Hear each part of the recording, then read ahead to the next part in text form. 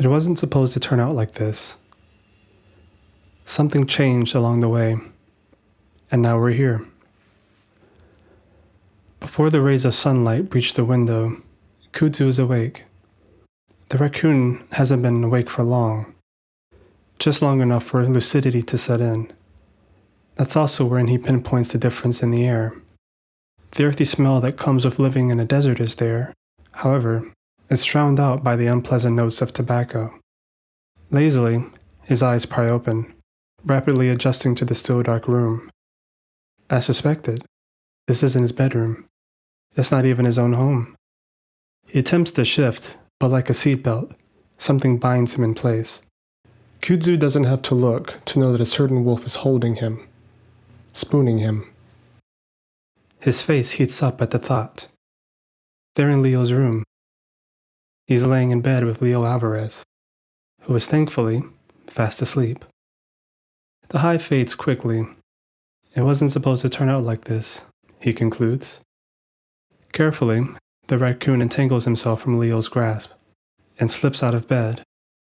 With no one to latch onto, Leo instinctively rolls onto his back. He doesn't wake. Perfect. As quietly as he can, Kudzu dresses and makes for the door.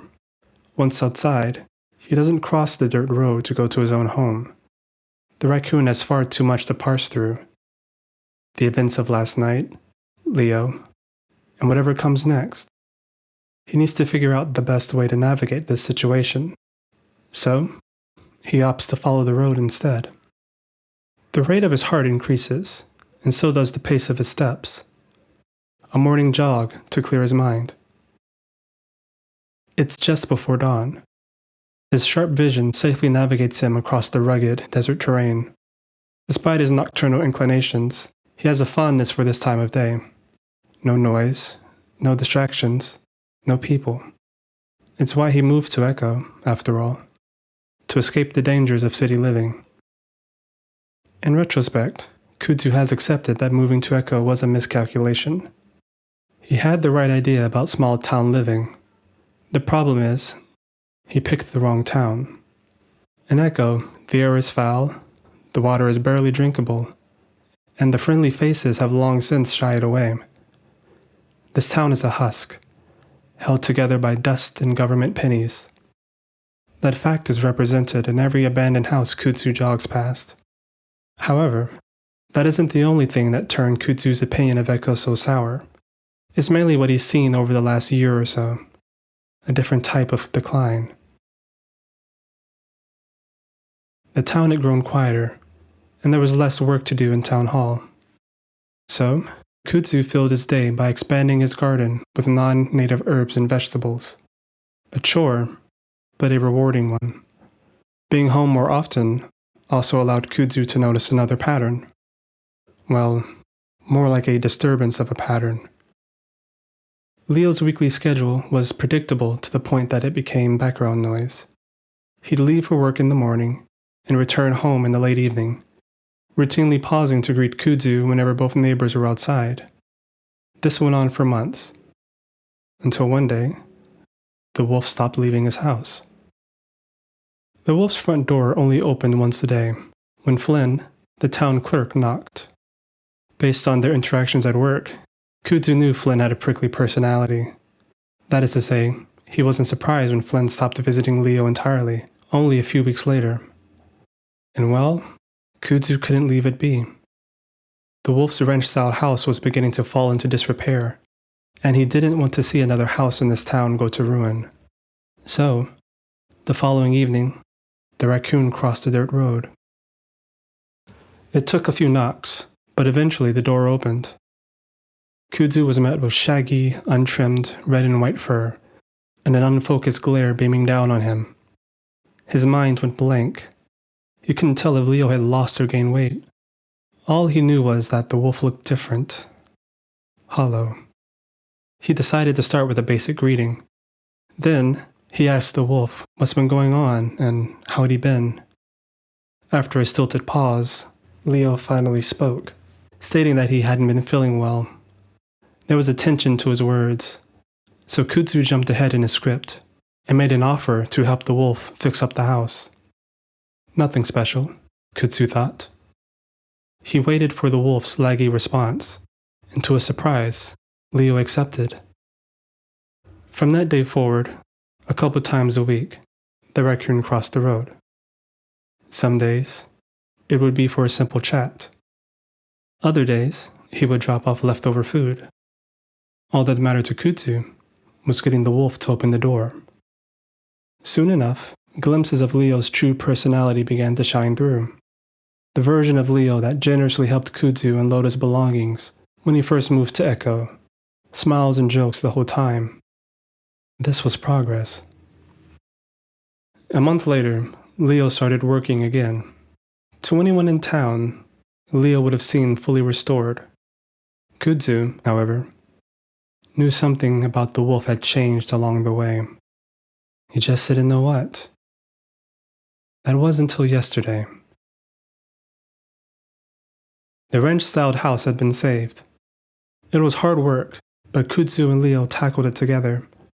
As a way to say thanks, Leo suggested that a celebration was in order, and Kutsu, being too polite to say no, accepted the offer. That evening, the raccoon crossed the dirt road and knocked. To Kutsu's relief, it wasn't an actual celebration.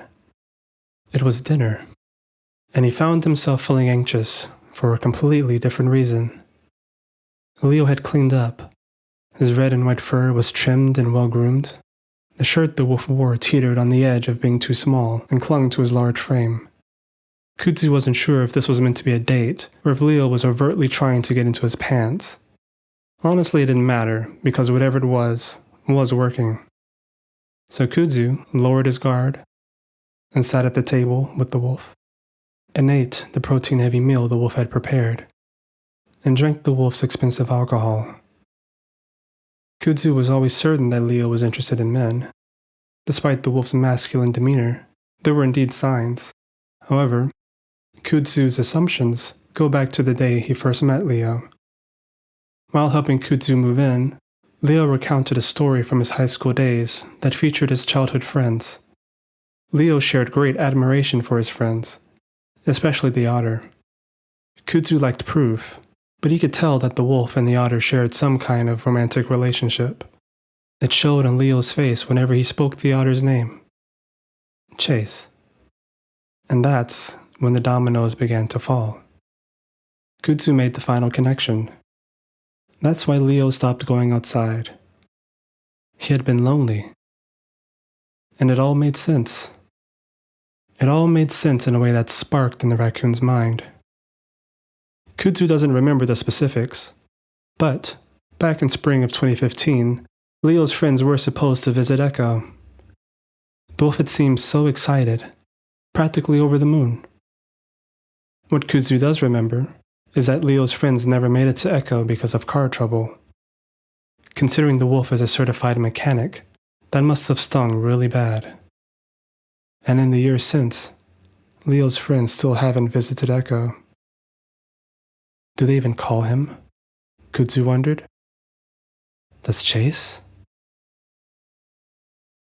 The night air surrounding their dinner had gone awkward and stale. Leo fell silent after sharing a past memory involving his friends. It was a happy memory, but for the wolf, happy memories rarely mix well with alcohol. Kutsu, after having had his epiphany, and refusing to let Leo backslide into another depression, scooted his chair closer and gently placed a paw on Leo's shoulder. A calming gesture. You all right there? Kutsu asked. The wolf hummed and faced the raccoon. There was a glint in his eyes. Yeah, it's just been a rough year, you know? He answered. Even though his revelation occurred a few minutes prior, Kutsu did understand Leo's pain. His longing to see someone that he may never see again. So, the raccoon smiled and replied with a nod. I think I have a good idea. The sound Leo made was somewhere between a sigh and a chuckle. Here I go being a lousy host. We're supposed to be celebrating. I am having a good time, Leo. We just... Kudzu's eyes drifted towards the mostly empty bottle on the table. Right. Less booze next time. Leo appended. Next time. Kudzu didn't miss that. His gaze shot up from the table and met the wolf's eyes. Leo smiled, genuinely in return. A warmth rose in the raccoon's chest, one that was distinct from the warmth of alcohol. Slowly, Leo lifted a large paw and cupped the side of Kudzu's face. The raccoon didn't flinch. If anything, he leaned into it, and that was all it took. He hadn't been touched like that in a long, long time. Not since. Kudzu didn't get to finish that thought because Leo's muzzle crashed into his own. The wolf wasn't the best kisser, but Kudzu reciprocated in earnest, and what followed was a flurry of uncoordinated movements, spurred on by alcohol and desire. Afterwards was the best sleep Kudzu had gotten in years, and he hates that fact. The raccoon's jogging comes to a halt. He was so lost in his thoughts that he jogged all the way to the lake just outside of town. Kudzu's chest thrummed, not too different from the way it did last night. Things have changed between him and Leo, irreversibly so. He doesn't have a clear answer about his feelings for the wolf, but he is sure of one thing. He doesn't plan to slip into denial. Something is there. It's just a question of what. He turns around, takes a breath, and readies his posture. He's ready to return to Leo's. He's finally ready to talk. Something moves. In the distance, right at the edge of his vision, his head turns toward the lake, eyes scanning. For a moment it seems to be nothing, just the sunlight bouncing on the waves. But there is something. Someone. A body, resting face down on the sand and stones. The lazy waves washing over their legs. Kudzu sees this all at once. However, his vision tunnels in on one single detail. The figure has long ears. Without thinking, Kudzu is in full sprint. 20 seconds is all it takes for him to be just a few yards away. Though, at this distance, he can clearly tell that he was wrong. The figure doesn't have long ears. In fact, they have very short, round ears, and a long tail that touches the water's edge. A male otter, in the midst of a coughing fit. Hey, are you alright? Kudzu rasps. The otter, now on all fours, only hacks and wheezes, their guttural coughs drowning out Kudzu's question. Lake water and saliva coats the side of their muzzle. Kudzu hesitates, not sure of what to do in this situation. A quick cursory glance proves that the otter isn't bleeding, or has any noticeable injuries. It also confirms that this otter is indeed fully nude. Trembling, Kudzu leans closer, unsure if the otter was even aware of his presence. Do you need help? He asks, slightly louder. Eyes still fixed on the ground, the otter shakes their head. At that same moment, the worst of their coughing seems to subside. Weakly, the otter attempts to clear their face with a forearm. However, the action causes them to lose balance. Kudzu's reaction isn't fast enough, so the otter falls into the rocks below. Shakily, Kudzu grabs the otter by their shoulders and drags them further away from the water's edge. After a few feet, Kudzu lets go. He falls back into a sitting position near the otter, ignoring the damp rocks and sand for the time being. He needs to catch his own breath after all. From the looks of things, the otter appears stable, but Kudzu still decides that they likely need medical attention. I'm going to call my friend. We should get you to a hospital, he announces. No response from the otter, just the rise and fall of their chest. No other sound reaches Kudzu's ears. It's just the two of them, and the lake. So he takes out his phone and dials Leo. The wolf is still sleeping when his cell phone begins to ring. By the third ring, he rouses and snatches it up, praying it's not a request to come into work early. Instead, His brow furrows upon reading the name on screen. Kudzu. Confused, he answers the call. Morning, Kud. Where did you go? Leo, I need you to come to the lake. It's an emergency. Kudzu cuts in. The lake? The wolf freezes, ear standing at attention. Several seconds creep by without a word. Hello? Kudzu mutters. I'm here. What happened? Leo barks, considerably more awake now. There's a guy here. I think he almost drowned. We should get him to the hospital. The wolf's throat goes very dry. Okay. I'm on my way. He confirms. Kudzu chimes in again before Leo can end the call. One more thing. Could you bring a towel and a pair of shorts? The raccoon whispers the last words. Shorts? Leo repeats, flatly. Yeah, he doesn't have any clothes. Another pause. Got it. Be there soon. Leo hangs up.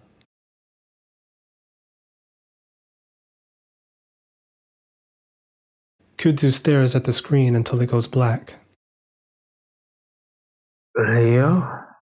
The weak voice causes the raccoon to flinch. Kudzu turns towards the otter, brows furrowed. Leo Alvarez? Yeah, you know him? Kudzu asks, pointedly. I knew him. Doubt he remembers me, though. It doesn't take long for Leo to see the lake through the windshield of his van. He's lived in Echo most of his life. He could probably walk to the lake from his house with his eyes closed. Despite the familiarity, his fondness for Lake Emma faded long ago. The van comes to a stop at one of the parking spots near the half-finished picnicking area. Partway to the lake, Leo realized that Kudzu didn't give him an exact location. He just assumes that Kudzu meant the near side. He exits the van and lifts a paw to shield his eyes from the rising sun. Instinctively, his vision falls to the spot he and his friends frequented as kids. One of the few patches with more sand than rocks. The perfect place to build sandcastles and skip stones. Of course, this is where he sees two figures at the waterline. One is clearly the outline of Kudzu, and the other is an otter. Chase? The wolf forgets about the towel and clothes on the passenger seat. He forgets to close the door to his van. Without thinking, Leo's in full sprint. 30 seconds is all it takes him to navigate the picnic tables and to crest the shallow embankment. Though, at just a few yards away, he can clearly tell that he was wrong. The otters in Chase, they share no resemblance whatsoever. Yet, Leo finds them uncomfortably familiar. Kudzu says something, but the wolf doesn't hear it. Can't hear him. The buzzing in his ears is too loud. All he can do is study the otter sitting before him. Their fur, their general size and shape, and those icy blue eyes. Leo knows who this is, but he hopes this is a dream, because there's no other way to explain it. Sensing the tension, Kudzu stands and moves near Leo, and finally, the wolf acknowledges the raccoon. Kudzu? Who is this? Leo queries, hoping there's an easy explanation. Before Kudzu can get a word out, the otter chuckles. Leo's hackles rise. Then, the otter speaks. See? I told you he wouldn't recognize me. The otter says, playfully, mainly addressing Kudzu. Something in Leo shatters after hearing that voice. He wants to scream and cry. This is impossible. Are you Bronson? The wolf asks, with a heavy quiver in his voice. He's unable to move, but his eyes remain on the otter's face. Leo, you know who I am. the otter croons. A single syllable forms on Leo's tongue. He tries to swallow it down, but it escapes his maw anyway. Sid?